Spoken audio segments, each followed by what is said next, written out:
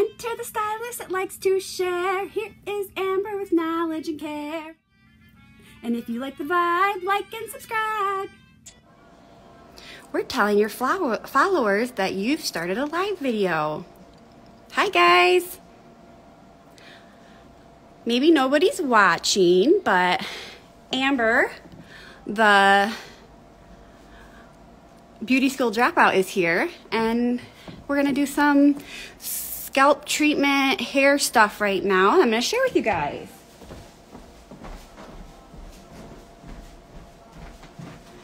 Just coming around. I even filed down my nails so they would be short enough so I wouldn't hurt anybody. So Connor here has been trying to go blonde, and as you can see, it's very, very, very orange. So we're trying to get that out today. He does have hard water, so not only is it just we're trying to lift him, you know, past that orangey state, we're gonna have to get this hard water out of there first. So one of my favorite lessons as a cosmetology instructor is scalp massages and hair treatments and shampoos, just because I feel like, you know, figuring out how to take care of your scalp and your hair is gonna help you in a lot of aspects of maintenance, you know, styling and all the other things you might want to do with your hair. So for Connor, we are going to start off with a clarifying treatment before we get in and do his root touch up, and then we're going to try to lighten this a little bit more as well.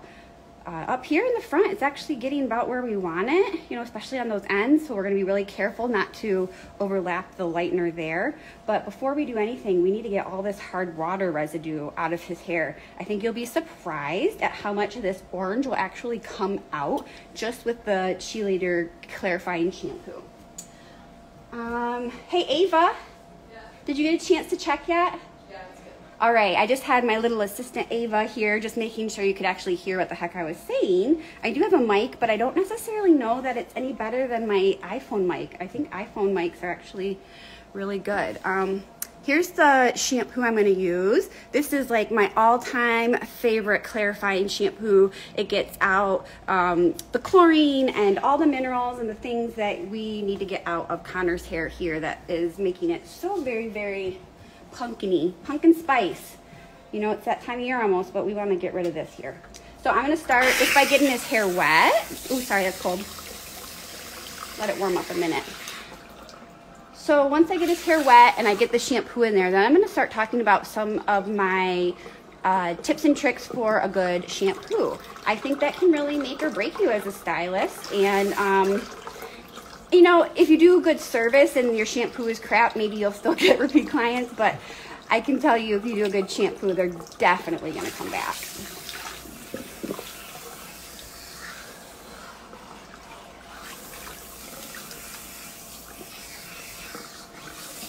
Okay, so for this clarifying shampoo, you can use it like a clarifying treatment. Actually put it under heat for like 20 minutes. That's a great way to refresh blondes. If they're especially been in the chlorine all summer, have hard water, but you want to make sure you're using a lot. Make it really, really coated on all the hair. So I'm just going to get everything nice and covered with a nice juicy layer of this surface shampoo that's going to get out all that hard water. So one thing that I learned about shampooing is it should be a relaxing experience. This should be the time where you get your client to really like be putty in your hands, okay? So yeah, some clients like to yap, but this might be a good time to just be quiet and let them relax, let them close their eyes. Connor, close your eyes, relax, let all your troubles slip away. Now, I know a lot of my stylist buddies are probably working right now, so they're probably not able to watch. Who knows, they might only have one. I can't actually see how many people are even watching, but I think I set it up to record so then I can play this on YouTube as well. I just realized I need to figure out a way to record wide as well as tall if I want to do both. But hopefully after I get 50 subscribers, which isn't that many, but that's all I need to be able to go live on YouTube, So if you're watching this on Instagram, I would appreciate it so much if you could go to my YouTube, Amber Sherwood, the Beauty School Dropout, and subscribe. Even if you never watch anything, just subscribe so that the people who do want to watch me can. And then I can do this over there too. And then when you do it over there, I know they save it and then you can replay it. All right, so when you're doing a scalp massage, I like to kind of start in the front and work my way around. And everything's gonna be slow, rhythmic motions, okay? Slow, rhythmic motions. If you're shampooing like this, that's not relaxing. It may kind of feel good and stimulating, and maybe you might want to toss that in there, but we always want to start with something slow and relaxing. Another rule I like to use is everything in threes. So if I'm starting in the front, I'm going to go down, nice and slow, 3 times. So I'm really working those temples. That's where a lot of people carry stress, especially if they have a desk job. I mean, any job really that stresses you out. You carry a lot more stress in your scalp than you realize. But especially when you're sitting at a desk, that really gets all these muscles around your head and neck really tight. So everything 3. I also like to use my fingers on either side of the ears. That's another spot where you have a lot of pressure points. And if you pull up, just a nice press and a pull up, it really feels good. And everything in 3s. And I like to leave my towel kind of long enough so I can clean out the ears if I need to, because nobody likes to sit there with a bunch of wet gunk in their ears. So that's another thing, just always kind of making sure you're considering your client's comfort and, you know, again, just giving them that moment to totally relax, zen out, and become putty in your hands.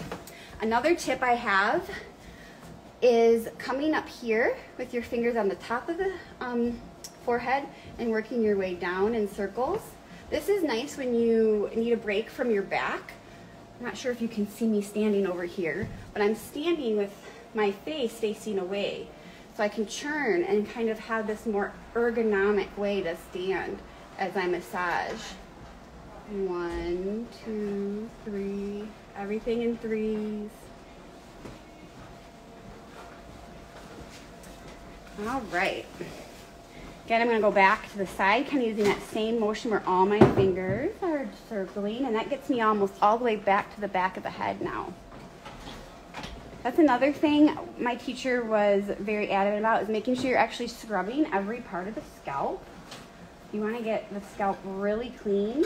And just like this shampoo is getting minerals off of the hair, it's also going to help get that mineral buildup off of the scalp, which can be really bad if you have dry scalp or itchy scalp or stuff like that. It can be very irritating to some people.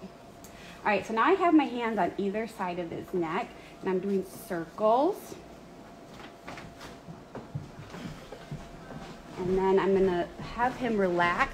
That's the hardest thing with clients, is getting them to actually relax. And once you get them to relax, they usually behave and do what you want me to do. So as he's relaxing, I'm pulling my hands up, kind of scooping that occipital bone and pulling, and that's really going to relieve some tension. Another tip I have for when you're trying to get your clients to relax is you also need to relax. Because if you're sitting here massaging your client, giving them this wonderful shampoo, but you're thinking about all your stresses, I guarantee that shampoo and that massage is not as relaxing as it could be. And if you kind of got into your Zen state of mind as well and just started thinking about relaxing, you can have a little mental moment break as well. You kind of get into the rhythm of everything, and you know, that's good for you and your client. You know, that energy, I think, definitely passes through when you literally have your fingers, you know, on them. If you're sitting there all nervous and everything, they're definitely going to feel that. So this shampoo is really great because once you get it lathered, it is nice and thick, and you want to let it kind of just sit and do its thing. As you let it sit and you kind of work it, you can actually see the bubbles start to get kind of grubby and kind of like brownish, grayish colored, so that, you know, you're definitely getting something out of the hair when you see that. So my biggest tips, I'm going to recap here. everything in threes, slow rhythmic motions. Make sure you're getting your client to relax by you relaxing. And remember to really try to get all that tension from all those muscles just loosened up. Because then they'll really be putty in your hands. All right. So a lot of times will use a clarifying shampoo like this on my clients when I'm doing a shampoo, or before a color, especially if they have a lot of mineral deposit like Connor does here. But also if you're doing a cut on somebody's hair like every 6 weeks, and you know you're doing a good clarifying treatment, and then doing a second shampoo of something a little more maybe like you know, whatever they need prescription-wise, if they need something for volume or something for smoothing or whatever. But first, just getting all that buildup off of there is great. And then that's like my number one tip too. If your current shampoo isn't quite working as well as it used to, it's probably because you have some sort of buildup. It may or may not be from that shampoo, but getting a clarifying shampoo to put in there every so often is really helpful. Switch it up a little bit. So when my clients come to me and get that clarifying treatment, they get that benefit as well, that they're kind of getting a fresh start on everything. No matter what that buildup is coming from, products or the environment or swimming or whatever, kind of gives them a fresh new start. So I always typically am doing 2 shampoos. For Connor here, my second shampoo, because we're doing a clarifier, is going to be another clarifier.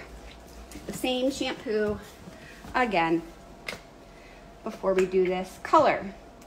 Some people might ask, do you have to dry the hair fully before you redo this? We're doing lightener, and I would recommend definitely towel drying it very thoroughly. I think there may be some people that would say it needs to be fully dry. I think I've heard 2 schools of thoughts on it. I've heard some science that kind of backs up both. So that's kind of personal preference. Go with what your color line recommends, because that's how you're going to get the best result. But now L'Oreal has that great product that you can use while you're coloring, or it doesn't have to be a pre-treatment like Malibu or anything. So that's a great option too before color. That doesn't take a whole separate process, and you don't necessarily have to worry about the hair being wet and then having to dry it if you don't have time for that.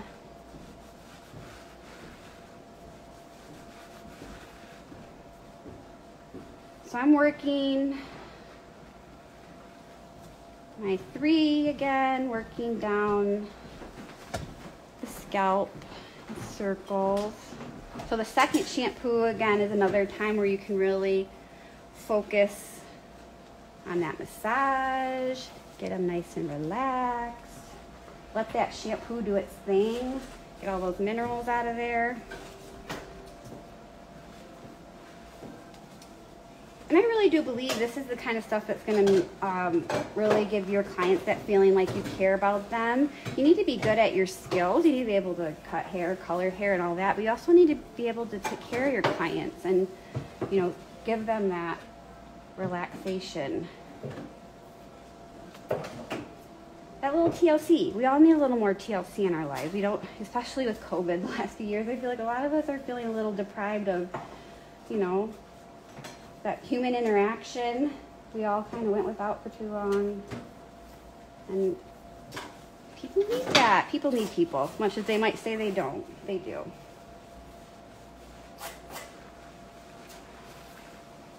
And I'm doing that little flip around again so I can kind of stretch my back. And I can work my way all the way back, front to back. Getting everything nice and clean, nice and massaged. Now you can really see this shampoo is getting really nice and creamy and thick. Nice and foamy. And that's how I know it's really getting clean too, the hair. When the bubbles start to get nice and thick, you know, they're not like dirty bubbles. You know, dirty bubbles don't foam like clean bubbles. If that makes If you know what I'm talking about. But these are clean bubbles. That means this hair is going to be nice and squeaky clean. And we're getting out a good chunk of those minerals. Hopefully that will help us get him nice and light like we want today. And we'll do a little more massaging here.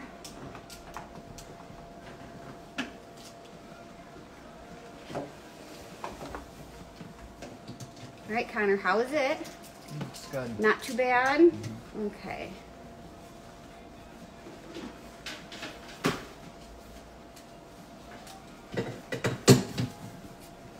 Now, another thing I like to do with this, once I get it all nice and foamy like this,